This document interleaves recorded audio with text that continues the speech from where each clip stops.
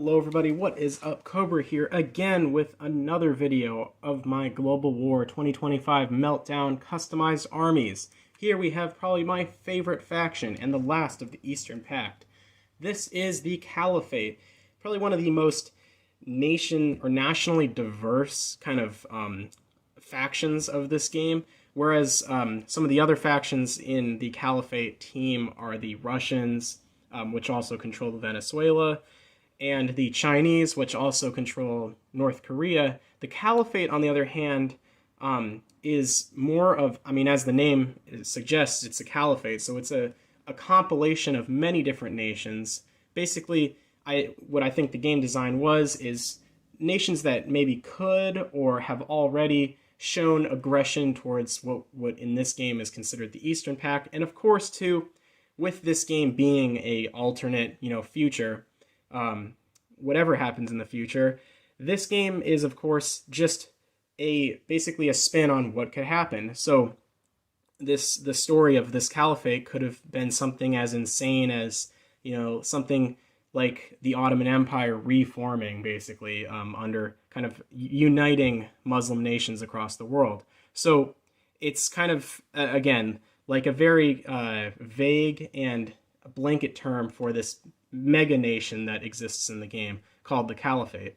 So the Caliphate, of course, like I said, being so diverse, has a couple of different units, and also again, kudos to HBG for including the Caliphate as its own sculpted set of units rather than sharing sculpts with the Chinese like the Russians do.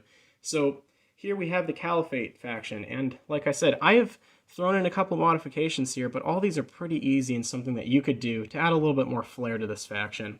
So of course, like always, we have some 172 Airborne, my favorite units of this game. Simple to do, just a 172 guy glued to an Airborne ship. I really like having these kind of beret-looking guys for the Caliphate. It makes them maybe look like some Egyptian soldiers. It kind of reminds me of I forget the name, the Yom Kippur War. Here we have the Caliphate Infantry. Now, one thing for the Caliphate Infantry is what they were kind of going for was a conscript kind of militia fighter. You can see he's kind of got the wrap over his face, the AK-47, or has that drum magazine, so it might be like an RPK. And then some military fatigues.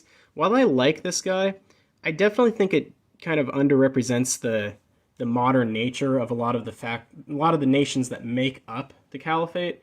Some of the premier powers, Pakistan, Iran, Egypt, all of those nations make up countries in the Caliphate. So I threw in these more modern-looking soldiers, definitely kind of, I would say, like 60s era, and these are Warsaw Pact, but this guy here, usually I throw him into Egypt, kind of a cool-looking Egyptian soldier. And then also fitting with the conscript nature, we've got this guy. I think he came from an Africa Corps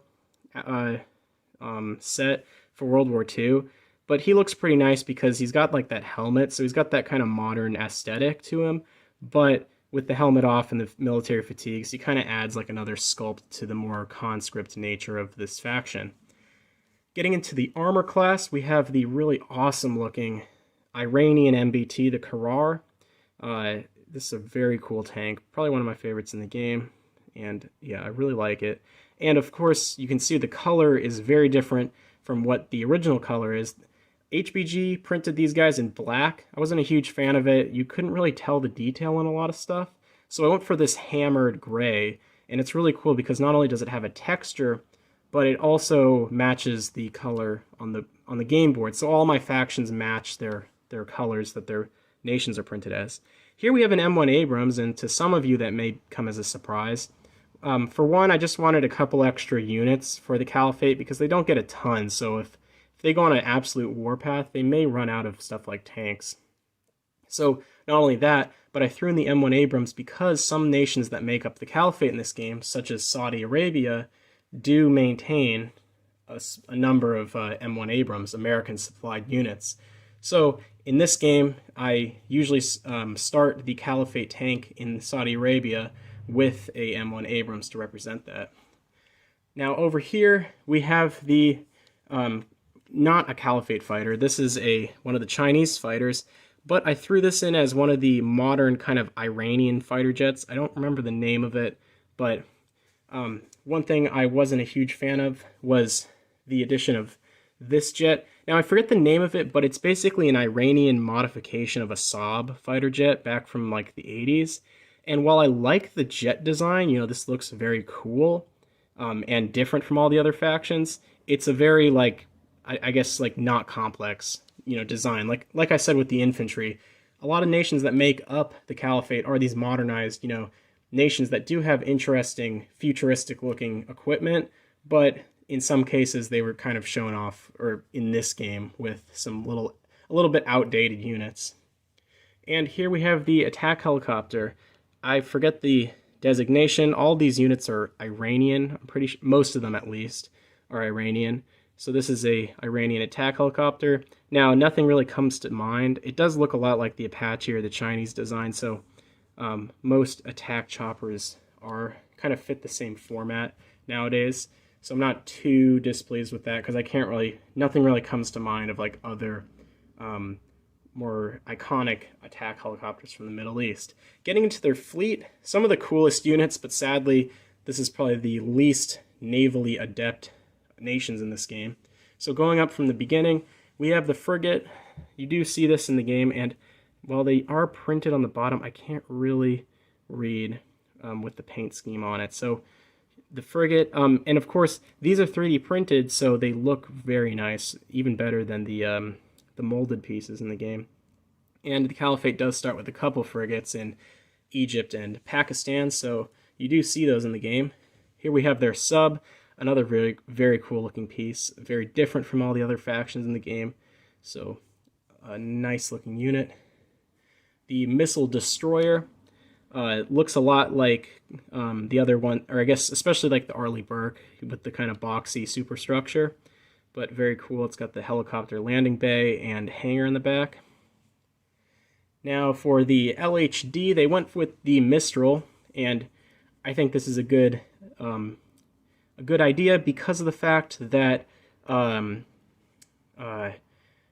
Egyptian Navy does possess some of these. They are, of course, built by France and then purchased by Egypt, but even though they aren't local, they are being used, and of course present a cool, unique unit for the Caliphate. And lastly, we have probably the most interesting unit in the entire game, the tanker carrier. Now, this thing is pretty cool and wacky. Basically, it is a massive oil tanker. I like to think it's something along the lines of I forget the name of it, the Eastern Giant, or, yeah, I think that was the name. The biggest oil tanker on Earth. It kind of has the same look, being a very wide ship and long, but then it has this huge flight deck built on top of it, and you can see, too, some additions like these deck guns being thrown on in little areas, and it looks like 3 elevators, so this thing's a pretty beefy guy. And of course, it maintains the original oil tanker bridge in the back. And then a kind of cool addition I just kind of noticed now was the addition of a second smokestack, which makes sense because this is a huge ship with a lot of added additions to the thing. I really like this guy. I haven't been able to build him yet in-game, but I really hope that one game I will have enough spare change as the Caliphate to throw one of these guys in the water, even if it dies in the next turn, just to see it in action. It's a very interesting unit, and I really like kind of the story of the fact that HBG, when they decided to go for making a tanker carrier, it was a little, it was a fun idea. The fact that, of course, no kind of nation that makes up the Eastern Pact, or not the Eastern Pact, but the Caliphate, has anything comparable to a super carrier in the works, or that they possessed before. So it would kind of be a cool idea for them to have, like, this converted oil tanker. And then, funny enough, nowadays, in the past year or two, the Iranian Navy has introduced a couple of tanker/transport ships, so that are capable of launching helicopters and Harrier jets if they end up buying any or building any. So it's a very cool piece. Sadly, only get one, but of course, like I said, it is extremely difficult to build one of these. I played a game where the Caliphate ended up capturing all of Africa, making gains in Spain, Turkey, but it still was at a it was still strained enough that it could not, afford to purchase any naval units. So a very rare unit to see in game, but I really appreciate that they gave us one. So that is the last of the Eastern Pact faction. I really hope you guys enjoyed the look at the Eastern Pact. Look forward to the last two factions, NATO and the Pacific Coalition. If you guys aren't already subscribed, I definitely suggest you do so. Leave a comment down below on any other wargaming material you would like me to take a look at, and I hope to see you guys in the next one. Cobra, out.